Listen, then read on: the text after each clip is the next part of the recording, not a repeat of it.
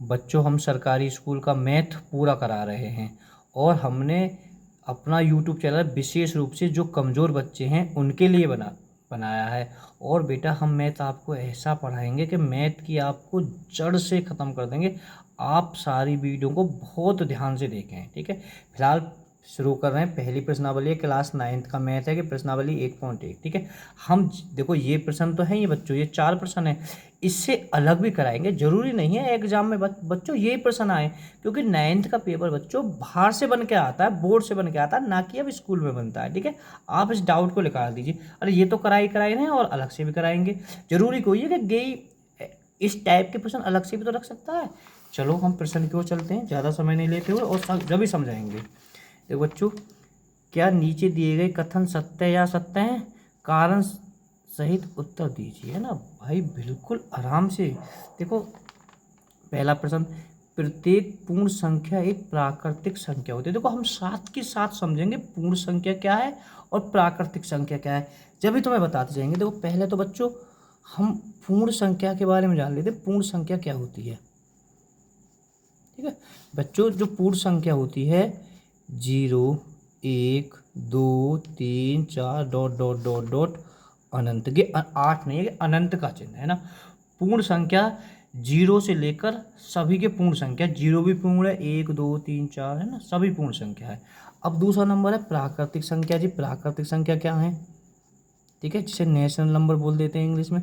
बच्चों ये है तुम्हारा 1, 2, 3, 4, 5, 6, 7 डॉट डॉट डॉट डॉट अनंत, है ना। तो अब तुम क्या अंतर देख रहे हो, पूर्ण संख्या में बस एक 0 बढ़ जाती है। यहीं थोड़ा सा एक डाउट और क्लियर करा देता हूँ कि आगे पूर्णांक भी आएगा, तो यहीं मैं तुम्हें समझा देता हूँ पूर्णांक को भी।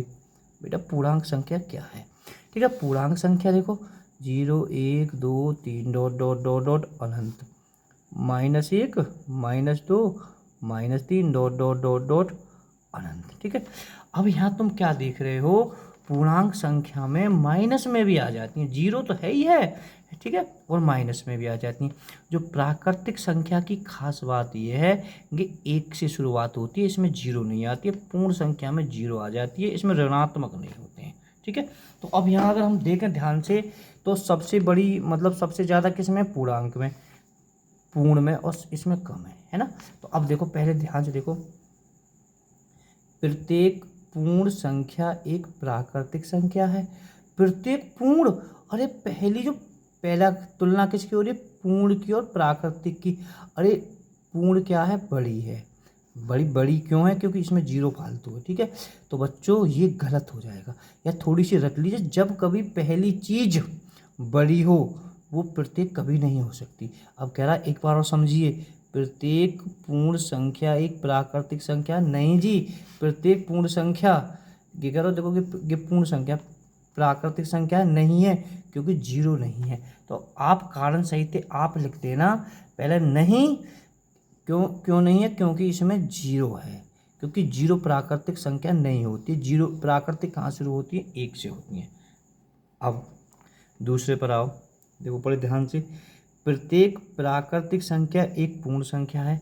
तुलना कर रहे हैं, प्राकृतिक छोटी होती है, पूर्ण बड़ी होती है। क्यों होती है पूर्ण, क्योंकि पूर्ण में एक 0 फालतू होती है। हम थोड़ा सा एक तरीका बता रहे हैं, तो बच्चों ये सही है, ठीक है। प्रत्येक प्राकृतिक, देखो ये प्राकृतिक संख्या है 1, 2, 3, 4, 5, 6, 7, 8, और बच्चों ये पूर्ण भी है तुम्हारी यहाँ से, है ना, तो ये सही है।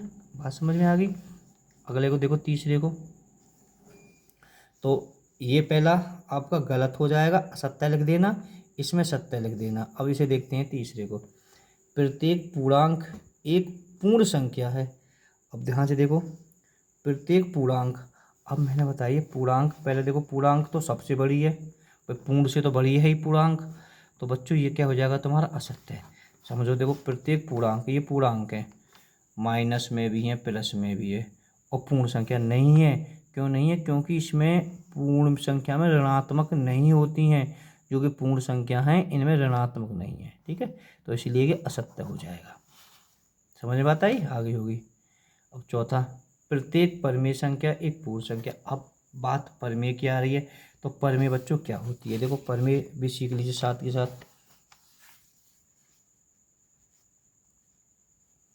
परिमेय में ठीक है। परमेय में तुम्हारी पूर्ण संख्या, इसमें तुम्हारी प्राकृतिक भी, इसमें तुम्हारी पूर्णांक भी इसमें ही आ जाएंगी। तो अब तो तुम समझ गए होगे, यानी जितनी भी पृथ्वी पर जितनी भी गिनती हैं, यानी पृथ्वी छोड़ो, गणित में जितनी भी गिनती हैं सब परमेय हैं। और परमेय बच्चों भिन्न भी 1/2, 3/4, 5/7, जितने भी भिन्न के रूप में गिनती 1, 2, 3 माइनस प्लस में सब परमेय हैं, गिनती भी हो गई। और बच्चों 3 मतलब पॉइंट में कोई संख्या लिखी हुई है 4.5 या 0.567, ये भी तुम्हारी कहाँ है, परमेय है। और वर्गमूल संख्याएं √16, √1 भी मान लीजिए, 144 क्योंकि ये 12 का है। और बच्चों घनमूल संख्या कौन सी हो गई, 27 ये 3 का है, ठीक है, 64 ये 3 का, यानी घनमूल संख्या, वर्गमूल संख्या, ये सब तुम्हारी कहाँ है, परमेय संख्या है। बात समझ में आ गई होगी, ठीक है। अब यहाँ देखते हैं चौथे को, प्रत्येक परमेय संख्या एक पूर्ण संख्या। पहले देखो कि बड़ी है, पहली परमेय बड़ी, क्योंकि परमेय में तो सब आ गई। चलो प्रत्येक परमेय संख्या एक पूर्ण संख्या है जी, गलत हो जाएगी। क्यों हो जाएगी, पूर्ण संख्या तो यहाँ से हैं और प्रत्येक परमेय कैसे आ जाएगी, क्योंकि यहाँ में तो भिन्न भी आ रही है, दशमलव में भी आ रही है, पूर्णांक में भी आ रही है, सब आ रही हैं, तो ये असत्य हो जाएगी। या मेरी बात कभी रट लेना, कभी भाई अगर इन चारों में मैं तुलना करूँ तो सबसे छोटी कौन सी है, ये है, इससे बड़ी ये है क्योंकि इसमें 0 फालतू है। फिर बच्चों ये बड़ी हो जाती है, इसमें क्या आ जाती है, इसमें माइनस की भी आ जाती है पूर्णांक में।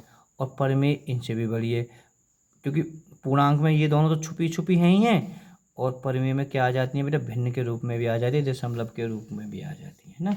तो ये इसलिए असत्य हो जाएगा। 5वें को देखो, प्रत्येक परमेय संख्या एक पूर्णांक है, ये भी गलत हो जाएगा क्योंकि परमेय संख्या तो सभी हैं भाई। कह रहा प्रत्येक परमेय संख्या, ये देखो ध्यान से एक बार देखो, प्रत्येक परमेय संख्या एक पूर्णांक है, प्रत्येक परमेय संख्या, ये सब कैसी हैं, परमेय संख्या है। पूर्णांक कहाँ है, ये तो भिन्न है, ये तो पूर्णांक ना है, ये भी पूर्णांक ना है, ये भी पूर्णांक ना है, ठीक है, ये भी पूर्णांक नहीं है, तो बच्चों ये भी असत्य हो जाएगा।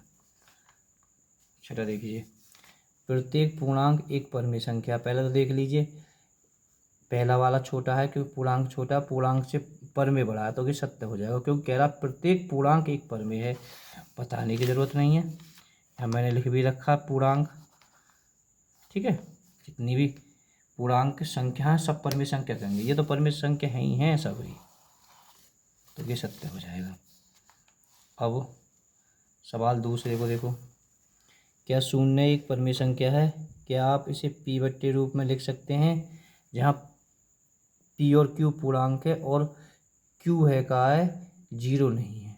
तो बच्चों इसे ऐसे लिखना है, हाँ, क्या 0 एक परमेय संख्या, मैं अभी बता भी चुका हूँ, ठीक है, 0 एक परमेय संख्या है, हाँ, आंसर हाँ, ठीक है, बताने की जरूरत नहीं है क्यों है परमेय संख्या, क्योंकि देखो कह रहा इसे हम p/, तो अगर मैं 4 का इसमें भाग दूंगा तो बच्चों फिर भी 0 ही आएगी, 0 के नीचे में कुछ भी p/q के रूप में, यहाँ समझना 5, ये भी 0 आएगी, ठीक है। अगर कभी इस तरह से हो जाएगा 5/0, क्योंकि यहाँ कह रहा है जो कि q है का जो नीचे वाला q की कभी 0 नहीं होनी चाहिए, क्योंकि अगर 0 का हम किसी संख्या में भाग देंगे तो ये अनंत बार आएगा, तो ये अपरमेय संख्या हो जाएगी, ठीक है। अपरमेय हम अभी आगे जानेंगे क्योंकि इसके 1.2 में को एक अपरमेय तब सीख जाओगे तुम, ठीक है। तो इसे हाँ लिख के 2 उदाहरण इस तरह से लिख देना, हाँ ठीक है, ये नहीं लिख सकते क्योंकि ये अनंत है। देखो बच्चों तीसरा सवाल देखो, 3/5 और 4/5 के मध्य 5 परमेय संख्या ज्ञात करो। मैं एक बार बता दूं बच्चों, देखो सब टीचरों का आपका अपना अलग अलग तरीका है पढ़ाने का, मैं आपको एक बिल्कुल सिंपल तरीका बता देता हूँ और कोई भी टीचर आपको गलत नहीं कर सकता। पहली बात तो एक बात सभी ध्यान रख लेने, 3/5 और 4/5 के मध्य 5 परमेय संख्या। बेटा अगर किन्हीं दो संख्या के बीच में पूछा जाए तो अनंत अपरिमेय संख्या लिखनी है ना, करोड़ों अरबों परिमेय संख्या लिखा सकते हैं, यहाँ तो 5 ही पूछी है। इसको नोट कर लेना। कभी तुमसे पूछे कि 3/5 और 4/5 के बीच में कितनी परिमेय संख्या है, तो अनंत, कितनी भी निकाल लो, करोड़ों अरबों। ठीक है, देखो मैं आपको 2 बताता हूँ, एक तो ये बताऊँगा, एक अलग से बताऊँगा जो और आ जाए। देखो मैं थोड़ा सा छोटा कर लेता हूँ। 3/5 और 4/5, ठीक है, 5 परिमेय संख्या पूछिए। देखो बच्चों, जो हर बराबर है, हर बराबर तो फिर तो दिक्कत ही खत्म है। हर बराबर ना तो दिक्कत होती है तनक बना, है ना। हर बराबर ना तो वो मैं बताऊंगा। ठीक है, अगर क्या पूछिए 5 परिमेय संख्या पूछिए, तो एक संख्या फालतू की गुणा यहाँ इसमें कर लीजिए और एक इसमें कर लीजिए, क्योंकि अंश और हर में हम गुणा करते हैं एक संख्या की, तो कोई प्रभाव नहीं पड़ता है। तो 6 × 18, 5 × 30, 4 × 24 और 5 × 30, है ना। अब क्या पूछिए, 5 पूछिए, 19/20,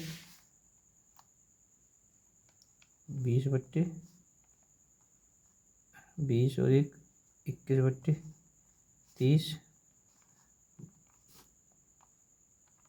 30/30 और भी लिखा सकते हो गई ये 5। ठीक है, जरूरी ना है कि उत्तरमाला में वो लिख रहा, क्यों वही करना है ना, मैंने बता दी अरबों संख्या, कोई 5 संख्या पूछे तो ये आंसर हो जाएगा। अगर चाहो आप ऐसे कर सकते हो, 3/5 है और 4/5 है। ठीक है, ये तब अगर अंश बराबर है तो बहुत आराम से हो जाती है। एक यहाँ भी जीरो बढ़ा लीजिए, एक यहाँ भी जीरो बढ़ा लीजिए, यहाँ बढ़ा ले, यहाँ बढ़ा ले। अब बताने की क्या ज़रूरत है, 31/50, 32/50, 33/50, 34/50 और एक और लिख लीजिए, और आगे को जरूरी क्रम से लिखो, है तो बीच में ही। ठीक है, 37/50, 40 तक कर लीजिए, तो ये भी हो गए, इनको लिख दीजिए। ठीक है, अगर एक मैं ही बता देता हूँ कि अगर मानो जरूरी ना कि वहाँ आ जाए, हर बराबर नहीं दे रखा हो, तो फिर कैसे करोगे। जैसे इस तरह से हो बच्चों, 3 में 4 लिख देता हूँ और 2/5। अब इनके बीच में पूछे तुमसे 5 परिमेय संख्या, 6 परिमेय संख्या, 7 परिमेय संख्या, तो सबसे पहले बच्चों तुम्हें इनका हर बराबर करना है। क्या करना है, हर बराबर करना है। हर बराबर करने के लिए आपको 5 की गुणा इन दोनों में कर दीजिए और इस हर की गुणा इन दोनों में कर दीजिए, क्योंकि ऊपर नीचे करने में कोई प्रभाव नहीं पड़ता है। 5 × 15, 5 × 24, 4 दूनी 8, 4 पंजे 20, हर बराबर हो गए। अब मैं अलग से 5 संख्या पूछा, मतलब इनके बीच में जो ये था आपका 3/4 और 2/5, वहाँ पूछे सर जी आपसे इनके बीच में 6 परिमेय संख्या पूछेगा। 6 पूछता तो आपको 7 की गुणा करनी है दोनों में। 15 सत्ते 105, 7 दूनी 14, 140, 8 सत्ते 56 और 20 सत्ते 140। अब बीच कोई दिक्कत ना आ गई, थोड़ा सा उल्टा भी हो गया है, ये पहले होता क्योंकि अलग से सवाल लिखा, तो बीच में आप जाना क्योंकि छोटा है इसके मुकाबले।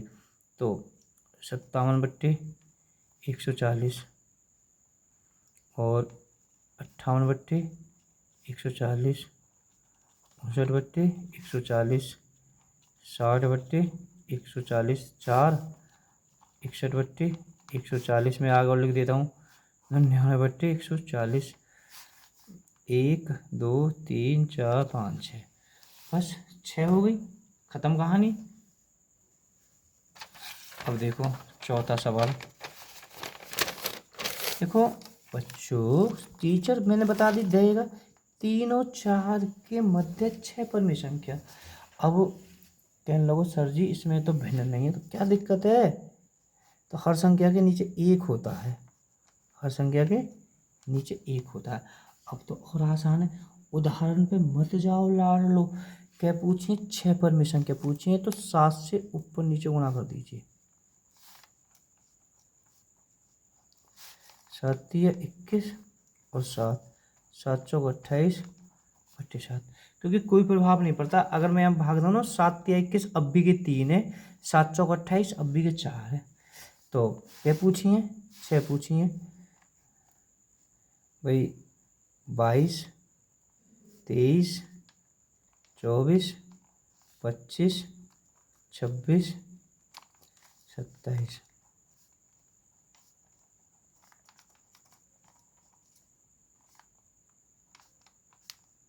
ठीक है, ये हो गई। बच्चों अगर वीडियो पसंद आई हो तो लाइक करें, चैनल को सब्सक्राइब करें। और बच्चों जो हमारे जो सारा मैथ है ना, आप प्लेलिस्ट में जाएं, प्लेलिस्ट में लिखा हुआ होगा क्लास 9 मैथ। ठीक है, आपको पूरी वीडियो मिल जाएंगी, प्लेलिस्ट में जाकर चेक कर लें। हमने पूरा मैथ कराया और 0 से पढ़ाएंगे, शिखर पर पहुंचा देंगे। ओके बाय स्टूडेंट, अगर चैनल को सब्सक्राइब जरूर करें।